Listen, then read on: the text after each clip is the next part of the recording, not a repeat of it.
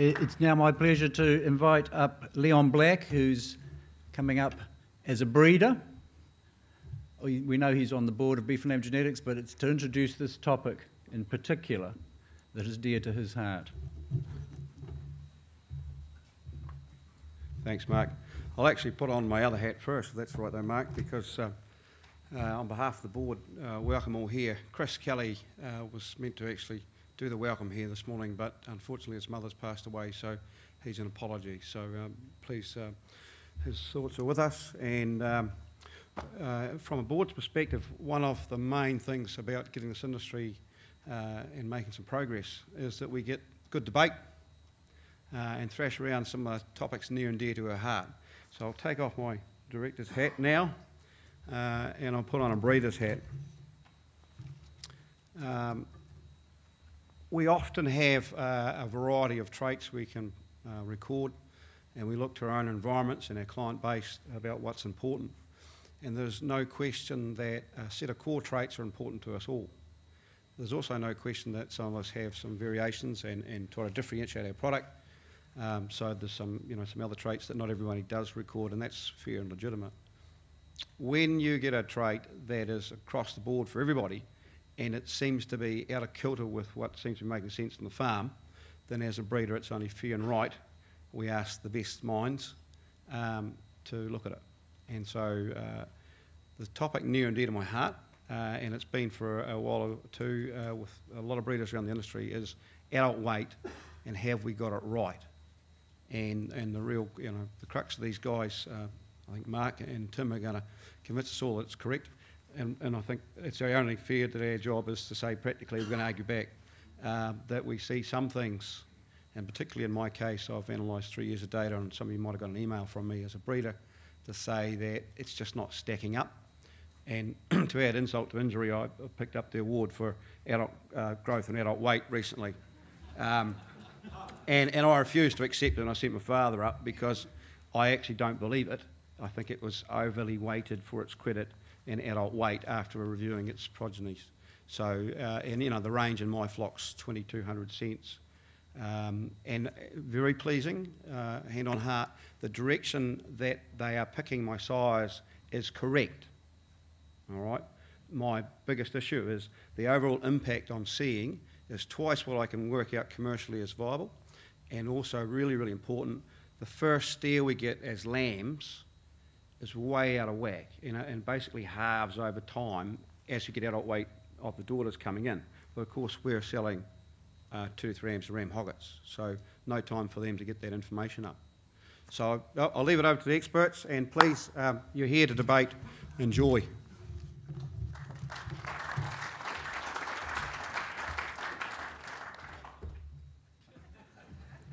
Too much emphasis on UBV and the SIL dual purpose indexes, and we want to look at the evidence of that. So Tim's one of the architects of the economic weighting and the economic modelling of the sheep farm on which our indexes are based. So they're economic indexes. He'll be looking at that. We're going to also consider whether it might be to do with the breeding values, but the most important thing is what we can do about it, and that's what we want to end on, and that's where there'll be debate.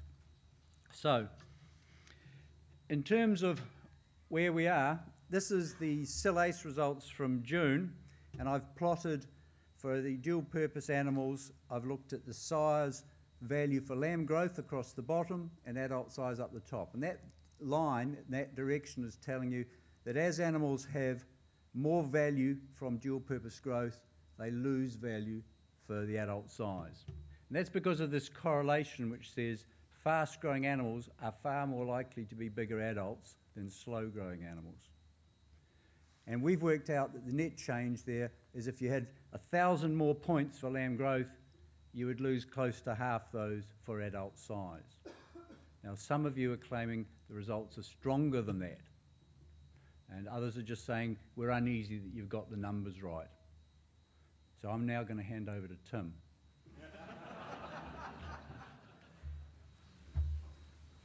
Thanks, Mark.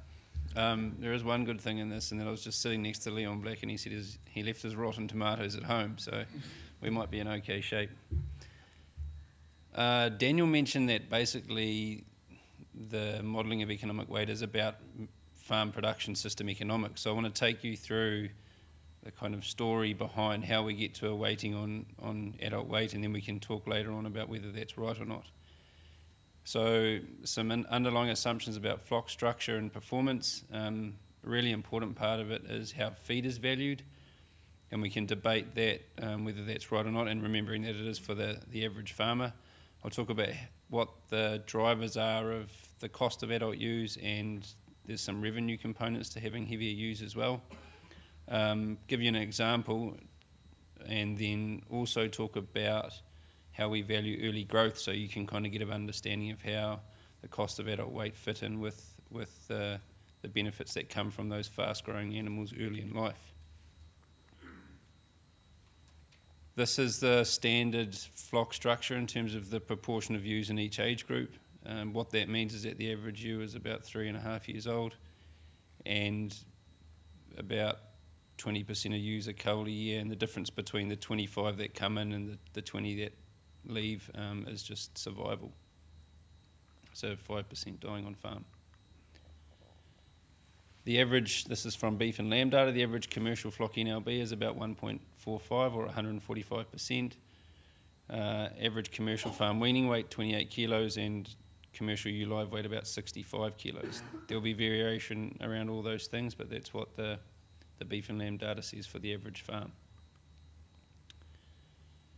As I mentioned at the beginning, a really important aspect of the result, that is the ewe weight, economic weight, is the valuation of feed. So what's done in the system that I have is that we divide the year into 3 seasons, spring, summer and winter. Now in spring we basically assume that for 100 days of the year there's an excess of feed, and that may or may not be true. If you're a farmer that can sell it to a dairy farmer, so we've got data that says about 5% of sheep farmers can sell some of that feed, harvest it and sell it and make some money from it. What that means is that for 100 days of the year in late spring, feed is quite cheap at 1.6 cents per kilogram of dry matter. Summer is a time where lambs are being finished, so we say that the value of feed for about 120 days is based on the opportunity cost of feed, and so that's driven by what money can you make by feeding grass to finish lambs, and that's about 19.4 cents a kilogram of dry matter, and if it's fed to ewes it's a bit cheaper because they're better at eating that feed in summer. There's various ways of valuing feed in winter. There is the option to cost up crops, plus the opportunity cost lost by having those crops in, regrassing costs, or the cost to buy and feed. So we basically say that for 145 days of the year, if you've got animals that have higher demand, i.e. bigger ewes, in winter they're going to cost you feed that is valued at silage, basically, silage cost or bought in feed cost. If you combine those feed costs over those time periods, you can work out what the average cost is for feed for ewes and for replacements up to 2-year-old, and you get sort of around the 20 cent mark per kilogram of dry matter for both ewes and replacements. You sort of compare those values to what you can make from dairy grazing. Maybe not this year given what's happened, but maybe around 25 to 30 cents for dairy grazing, so it's sort of in and around that competitive range with dairy grazing.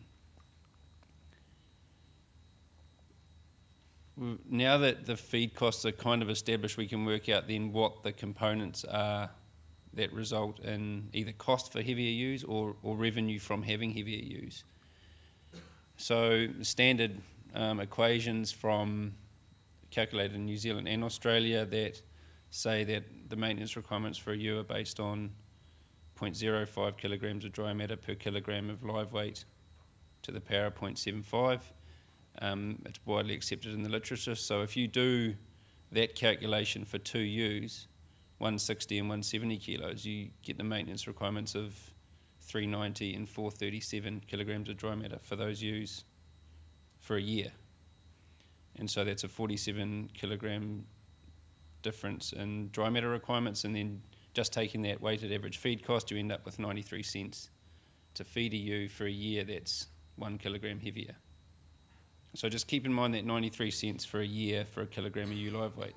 If we then say that to grow ewes to heavier weights, you have to grow her replacements to a heavier weight as well. So you've got to grow all the animals that are going to enter the flock to that same slightly heavier weight, and there's a cost to that because the growing animal is slightly heavier every day of its life.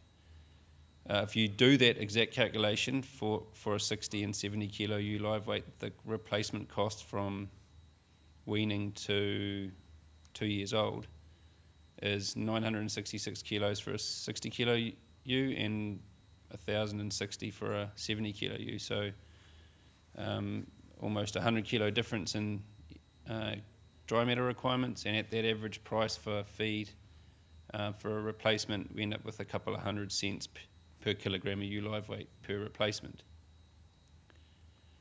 The final aspect of economic impact of having heavier ewes is that you have heavier carcasses in the animals when they're slaughtered. We've got carcass price there based on beef and lamb information, a dressing percent, and some information about the way those ewes might be received in the processor. If you run the calculations through, then a kilogram of ewe live weight is worth 74 cents per ewe that's culled. A really important part of combining these is that per ewe in the flock we have to account for which animals are actually expressing the difference. So per ewe in the flock there's 25% replacement, which is from that table I showed you at the start. There's 20 adults per 100 ewes killed each year, and so by the time we account for those two things and add on a little bit more as a result of expressions of the genes of animals further into the future, we multiply the 0.93, which is the 93 cents, by 1 because there's 1 ewe lambing per year. We multiply the $2 by 0.35, which is how many replacements there are per ewe lambing, plus a few more for the other replacements that then follow from those genetics. And there's only 0.17, well that should be that's 0.17 ewes culled per ewe. The reason that's lower than 0.2, which is the cull rate, is that it's a long time from when you use a ram, for example, to when you kill the ewe. And so there's discounting of the benefits because you have to wait a long time to actually realise that, and that applies in both the maintenance and the replacement component because those costs, or that revenue is incurred much later than when you make a decision on a ram. When you put those calculations together, you end up with the number that Leon will be well familiar with of negative $1.49 per kilogram of ewe live weight. We can pause there for questions if there's any burning ones or tomatoes to throw or something similar. I'll hand back to Mark. So I mean, Tim's given a lot of detail there, and some of the queries we've had have been thinking that we've overvalued the cost of feed or those sorts of things. So but happy to have feedback here. Leon. We'll just wait for the microphone. Yeah, just farm consultants would tell me that you're pretty optimistic on your rates. So your feed cost. So it's too cheap. It's too high. Your breeding ewe operation doesn't return that. And yeah, I mean, if I wanted to do dairy heifers or whatever, there's other alternatives. But we're talking about a breeding ewe, so we're not doing that. So why would you give it an opportunity cost that's higher when that's not the return commercially? So the opportunity cost for part of the year is actually based on the value from the lambs within the same system at a price of $4.40. So the value of the feed it doesn't look outside the sheep system. It says for 120 days of the year, it's the value of that feed is based on selling the lambs that come from that system. There's 100 days of free feed. I've actually talked to farm consultants that said there's no such thing as free feed as people optimise stocking rate and whatnot. But if we put the feed value up in that free period, it's going to make the penalty on ewe weight bigger because you've got more time when feed costs money. But yeah, we've had interaction with farm consultants, and maybe we need to have some more. Clearance So another question, is it Stuart? Yeah, just like to clarify, you're saying that for 145 days in the winter, the feed cost is 36.9 cents, is that correct? Correct. So you're saying on a hill country unit that's got no other alternatives, that their feed that they're putting into those sheep is worth 36.9 cents? So I'm saying that a hill country unit run fully stocked, if it had 5,000 ewes that were all a kilogram heavier, and they were fed to maintain that kilogram, that feed would have to come from somewhere. Maybe they just wouldn't be fed, but you would hope that they would be fed, or a stocking rate would be reduced, in which case you would forego the profit from the ewes that you've dropped. I'm saying it would have to come from somewhere, and it would have a high value. Maybe not that high, I don't know. We can debate whether it's 30 cents or 35. If we dropped it to 30 cents, the economic weight would go down to probably $1.35, negative $1.35. It wouldn't drop to $1. Well, not so much a question as a point that you were putting a value on the or a cost on the killing the ewe. Value. Yeah, value on that. But if you're selling ewes live to easier country, then that bigger ewe's worth more. Yeah, so you can value the heavier ewe weight as either live weight or carcass weight. Is it true that the live weight price is dictated by the carcass price? Somewhat, I don't know. We could adjust the value of heavier ewes because they've got heavier carcasses, because it's heavier live weight as well. But maybe it won't change it much. I don't know. We could look at that definitely. They've still got culls that are themselves productive ewes that someone else is going to use, I think. He said, well, valuing it live weight. So, Ross, is the question related to the fact that the cull ewe may be sold on to another farmer as a very good productive ewe? Yeah. And so you would then value her extra weight as the sale price of live weight for that ewe. Yeah. Okay. So James Falloon, one last question, then we'll move on. I'm just quite curious. I'm down in the Wairarapa, and in discussion groups you say to people, when is your pinch period for feed? And it's actually when it's free.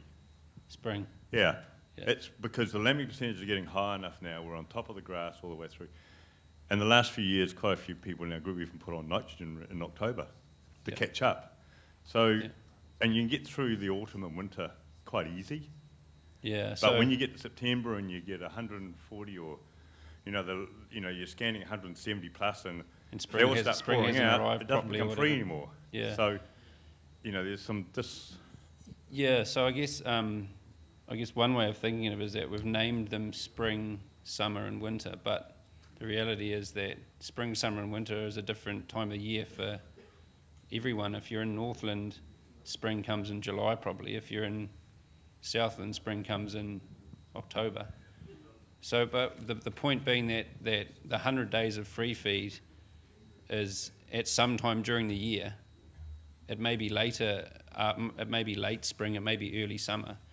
And for 120 days, it can vary depending on where you are in the country. But the point being that at some point it's free, and if it's not, then we can certainly put that in. But that's going to make the problem that we appear to have with adult weight penalty bigger. It's going to make that negative 1.49 something like negative 1.8. So I'll give an example. This sort of takes actually this was in Leon's email. He said that he had genetic variation of plus or minus 4 kilos. And so if we put that plus or minus 4 kilos around the 65 kilo average and apply the economic weight, then we would expect the DPA values for those rams to be plus or minus 600 cents. I think, Leon, you had plus or minus 500 cents based on back of the envelope calculation. So if I take 4 kilos and I get 600 cents. So we're talking 100 cents difference based on the economic weight for a 4 kilo difference. Yeah, so it's coming up twice that in the system, so we need to do something about it. And so that's a good opportunity for me to not hand back to Mark, because I've got to explain what gross worth first. So I guess this is the flip side of the coin, is that we put cost on adult ewe weight and we put some value on adult ewe weight through heavier carcasses. This is about how we value growth. So if lambs grow faster, there's one of two things that can be done. They can be sold earlier at the same weight, or they can be sold heavier at the same age. And we factor in both those things when we calculate the economic value for carcass weight. So at a long-term, well, it's actually a 5-year projected carcass price of $4.40. If we kill animals heavier, lambs heavier, we get the $4.40, but we have to account for the fact that the animal's going to be slightly heavier for every day of its life. And so there's a small cost in there of being slightly heavier for every day of its life. In spring, it's only 12 cents because that feed's more or less free. And then when it's competing with other lambs, if you like, to grow, then you've got $1.08 there. So the economic weight for carcass weight for killing lambs heavier is $3.20. You end up with about the same number if you kill them at the same weight. And that is a kind of reflective of the fact that the value of the grass that you save by killing them earlier is actually based on the price that you can get by feeding that grass to lambs, which are valued at $4.40. So there's the concept there is that if you sell them earlier or heavier, it's worth about the same.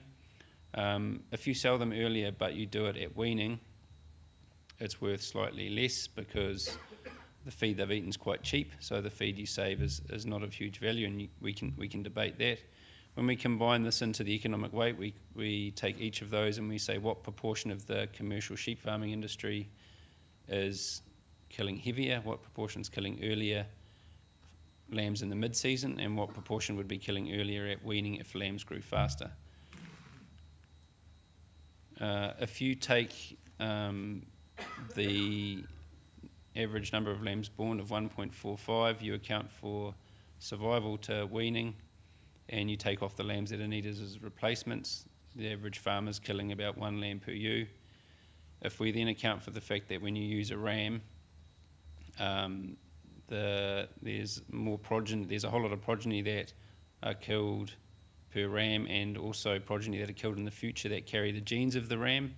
It's a little bit of a complicated concept. You end up with a multiplier of 1.74, so that's equivalent to the 0.93 and the 0.35 in the ewe weight analysis. You end up with an economic weight of 374, which is what goes into the SIL genetic evaluations. The same, into the indexes that are applied to the breeding values.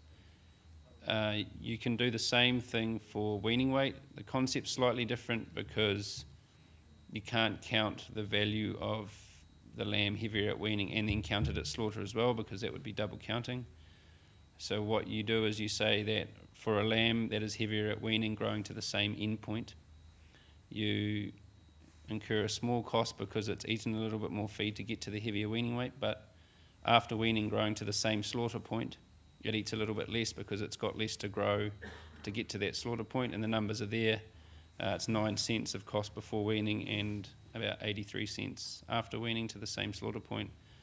So it's 74 cents. Those same sort of multiplier concepts that I mentioned before about future expressions based on the use of a ram, you end up with $1.36, which is what goes into the DPO selection indexes.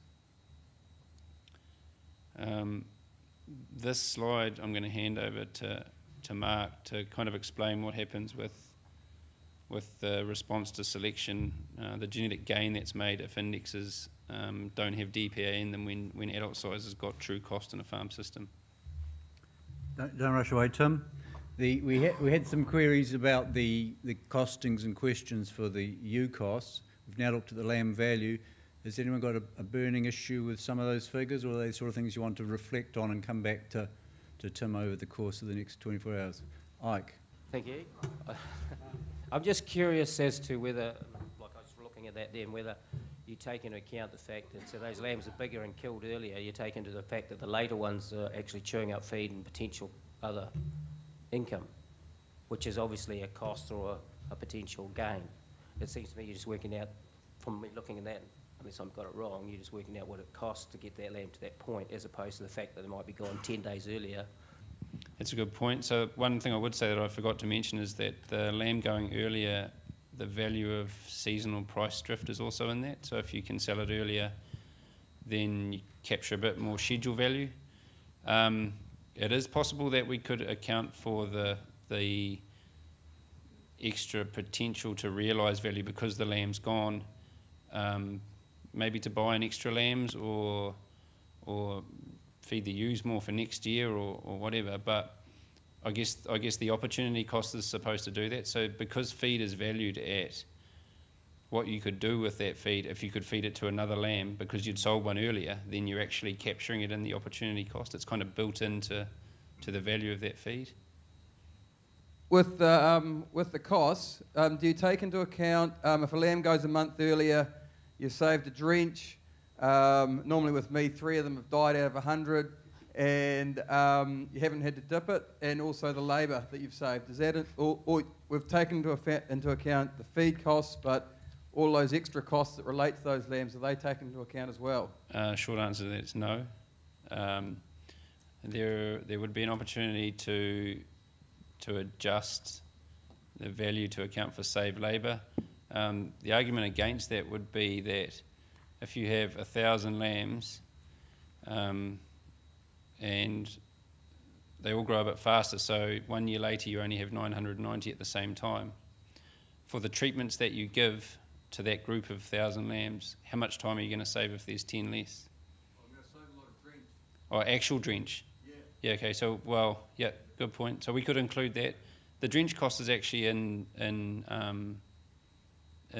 DAG score, or it's captured in other areas, but maybe it's relevant for cost savings for direct growth of lambs, yeah.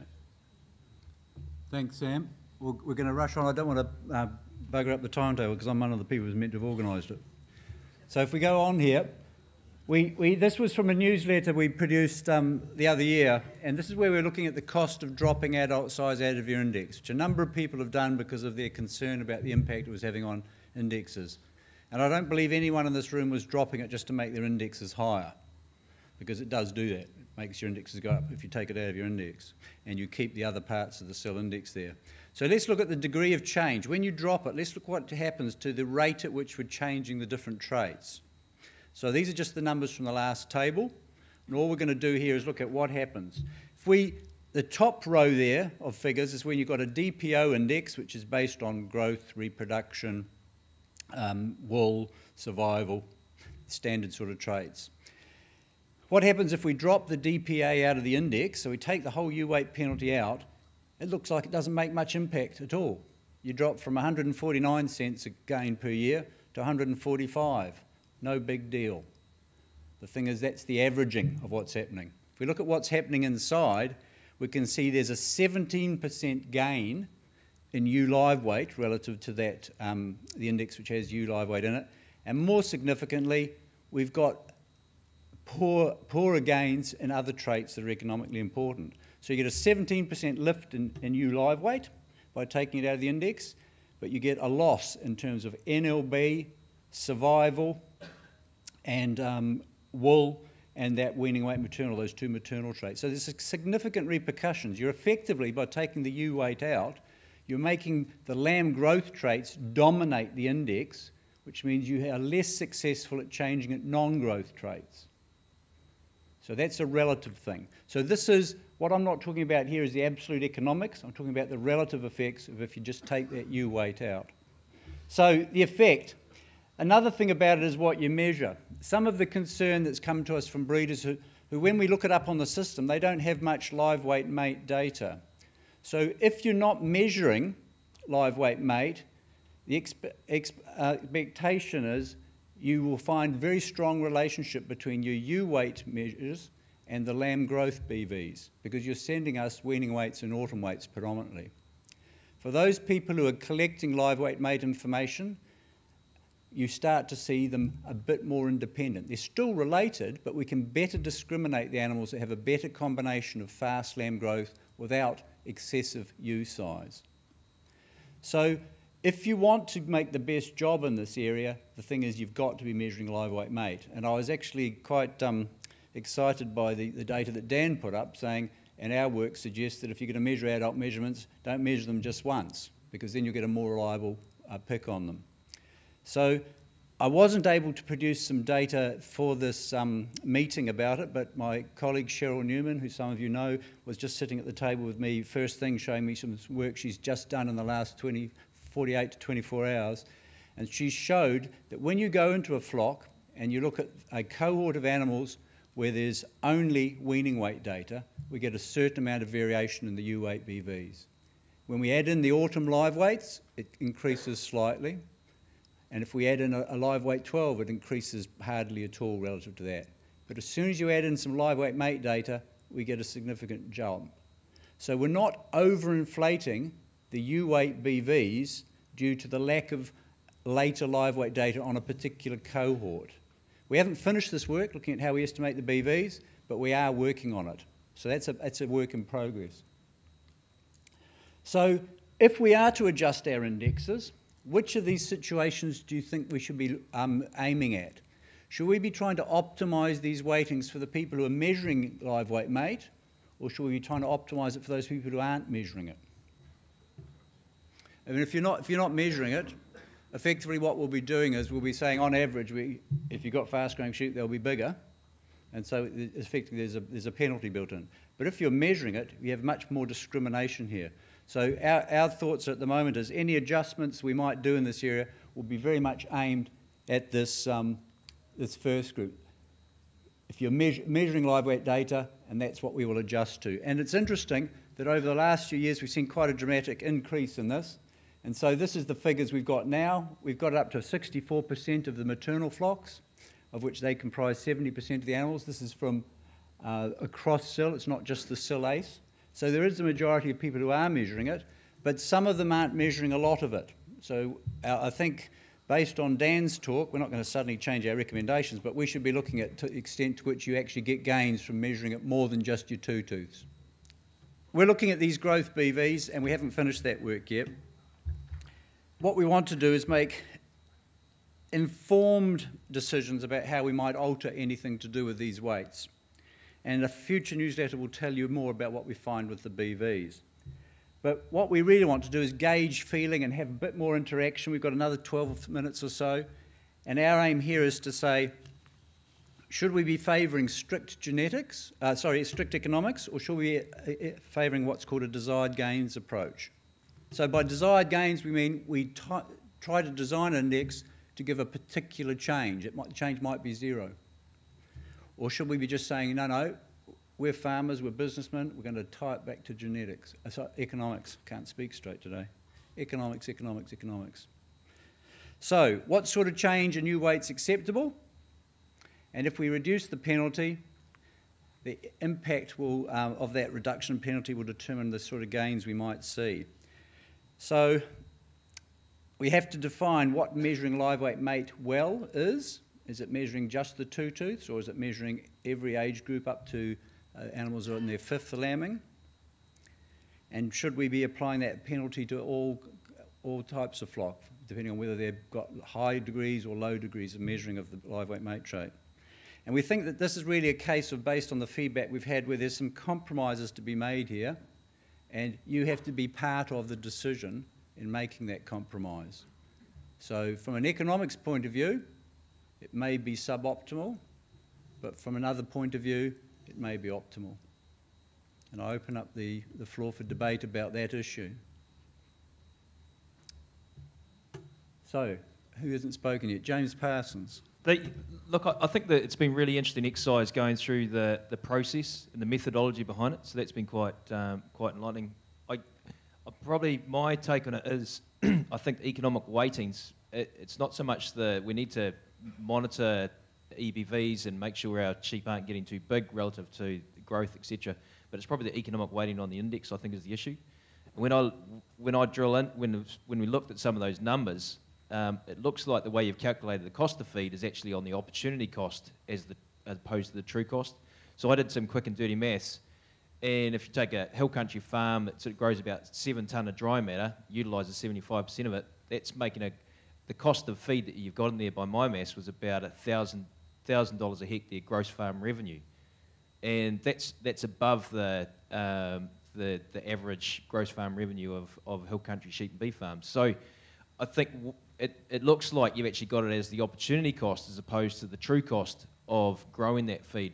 And most sheep farm systems would generate about if they're doing well, a gross revenue of 20 cents a kilo of dry matter, and that's about what you seem to have the cost of the feed in. So I think it needs to be there as an index, and it has to have weighting, but I think it's overweighted based on the cost of feed that you've got in there. So I think that's probably where the focus needs to be, just recheck some of those numbers.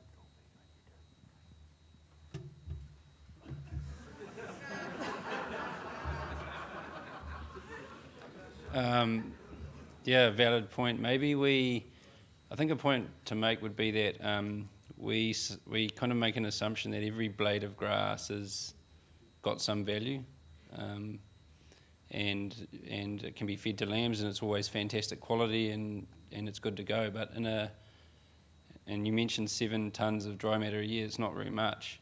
That maybe represents a sort of a lower value of feed because it's just harder work up there and up on a hill or whatever, and maybe we need to factor that in. The question is, do we try and, this is Mark's question here, is do we try and manipulate the economics, or do we just say, well, let's just adjust it down by a certain amount until we all feel happy that it's doing what we want it to do, and that might be an easier outcome. But yeah, I take your point. Sorry, the point, Tim, is that the cost of... Sorry, I won't dominate, but the cost cost of production for farms, expenses per hectare is generally around that 600, 650. And so I would have thought that's where you value the cost of feed. Appreciate there's got to be a weighting between, different seasons in spring, winter, and what have you. But Yes. You seem to evaluate actually the opportunity cost or the gross farm revenue as opposed to the cost of growing the feed. But I'll leave it there. Yeah, no. So we could adjust the opportunity cost to be direct cost of feed. Thanks, James. A few other people who want to comment. Derek, you had your hand up first, I think, that time. 3 little examples. Talking to Tom Bull, biggest composite breeder in Australia, and he says his ewes are 75 to 78 kilos. Lambs June, July. Got to be rid of the lambs by the end of November, like 22 kilo carcass weight. Don't get a 22 kilo carcass weight off a 60 kilo ewe. Second little story, Bruce McCorkindale, Abacus Bio, speaking to him a month ago. Been doing some survey work in dry areas around Otago. Most efficient ewe size, 78 to 80 kilos. A bit embarrassed to talk about it. Third little example, Pukawa trial with different breed crosses. The East Frisian Romney came out trumps because the lambs were gone by the end of November at higher schedule weights and even pulled back for their extra body weight. They were still ahead on efficiency compared to the other strains. So we just got to be a little bit careful about how we tackle this whole thing. And generally speaking, to get a high body weight, you have fewer animals on farm. That means lower costs of sharing and all that kind of thing, and more wool and bigger ewes and so on. And also, the other thing, Tim and Mark come from the South Island and the North Island. We like to have a holiday in the summer, and you can get that with faster growing lambs that are off the place early. So I'll make a couple of points. The first is that I'm from Gisborne, Derek, so I know what it means to have a summer holiday. The second point I'd make is that, well, at least in theory, our selection indexes and based on data suggest that ewes will get bigger. So we're not making them smaller, so we should be heading in that direction of bigger ewes, just not as fast as we might be able to be. The other point is that when you make a selection index, if you do it properly, the balance between the value of getting those lambs gone early and the cost of the ewes should actually be in the index. So point taken that, yep, fast-growing lambs when it dries out in summer in Gisborne, whatever. But the index should take care of that if we've got it right. Maybe we haven't got it right. And I guess that's why we're here today talking about whether we should penalise ewes or not. Mark and Tim, you're in the unenviable position of trying to design a system, one that fits all. And I think genetically you're probably about right. The problem is that as the wide range in environments, and from where it always rains down at Leon's to where it hasn't rained in North Canterbury, and we've been supplementing all our ewes for 7 months, and it's been a hell of a cost, and it's really difficult. So unless it's feasible to modify it for region, which I don't think it is, for flatland and hill country, which I don't think it is, you know, there are assumptions that every blade can be fully utilised, which in a hill country situation, your utilisation is probably lower than what it is on the flatland anyway. So you're between a rock and a hard place, and I think that you've done a very good job of explaining how you've arrived at it. And I suppose the debate is going to be as to whether we modify it greatly or we say that that's the best we can do. And the other thing, that if you put live weight mating in and we weigh our ewes 5, 6, 7 times or whatever it is, we'll add a cost of labour in for that as well. And I don't know about where Derek is, but it's bloody hard to get good shearers where we are, and the bigger the ewes, they don't want to bloody shear them. And that's from someone who shares some of their own sheep, and I don't like it either. Thank you, John. Is it Robert? Got a question over here? Yeah, Robert Peacock. Oh, sorry, Ross was there. I think part of the problem is we haven't got all the data we need because we haven't got condition score in there. It's a very good point, and a number of people one of the concerns they've got about ewe live weight is it's not distinguishing between a big framed, lean, low condition score ewe and a smaller framed ewe with good condition on. And the other thing is just an observation that at the moment the adult size index is a really good culling tool, because if it's got a strongly positive adult size index, it's a sheep you don't want, in my experience. Thank you. I just want to bring it back to a point that Tim alluded to before. The index as it was designed was expected to lead to small increases in ewe live weight and have relatively less dampening effect on the gains you can get in lamb growth. What we've found is that there's quite a bit of variation between flocks in the accuracy of the ewe live weight BV, and therefore how different it can be to the lamb growth BVs. When you've got low accuracy, it means there isn't much or any live weight mate data, so it's mostly predicted from the same information that the lamb growth BVs are. And so in that situation, it may be that we're now approaching a situation where we're starting to see a drop in that ewe live weight in flocks where there's a bit more variation and it's accurately measured. So we may need to just review that, but we've got a strong steer, I think, from some people here, and if you think we need to run an online survey so that you can all honestly tell us what you think about it, we can set one up. But the point is, if there's a uniform feeling that we need to be setting the weighting for the people who are doing a good job of measuring it accurately, we will do that. The consequence will be that those people who aren't measuring ewe live weight will see bigger increases in ewe live weight because their selection will be dominated by lamb growth.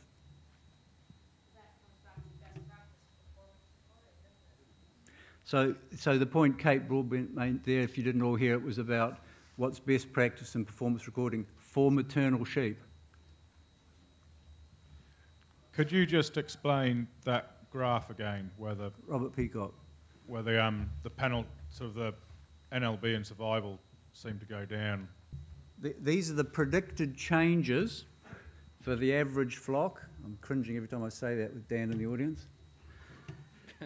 If the selection is on an index and you select on the DPO, this DPO will comprise reproduction, survival, growth, and wool. So we're saying of that index gain, 149 cents, 144, 45 cents on the right, the different amounts of cents come from these different things. 20 cents from NLB in the top line, 17 in the bottom line. 40 cents from weaning weight in the top line, 41 cents from weaning weight in the lower line. They look like small differences, but the point to make here, these are small gains. I think I've called them poultry here.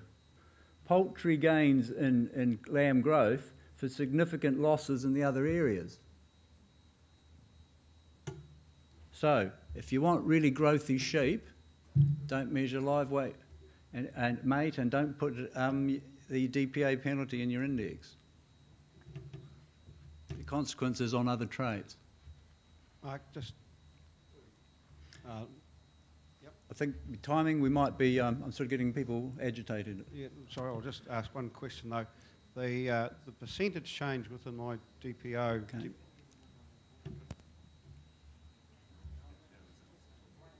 The percentage change in my total index was 35 to 42% altered in the sires by DPA, which I thought was pretty extreme. One of the questions is, how much weight in terms of numbers have we got coming in live weight of ewes relative to the weight that the whole data set's taking in weaning to post-weaning gain?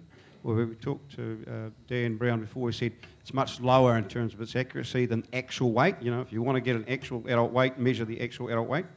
You know, I did some maths that if you get 64% and you've only got 25% of the flock actually used quartered, there's something like 75% of the information biased to that younger weight. It's a good point, and the question is, as I've heard it from Leon today and previously, is when I'm selecting my ram lambs, who aren't going to give me a live weight mate, they've got a weaning weight initially, then they've got an autumn weight, and he's feeling like they're overcooked, and it's only ever going to be female relatives giving them a live weight mate. We haven't quite finished that work. I alluded to it before. We've looked through the ewe cohorts, and so the BVs are behaving as we want.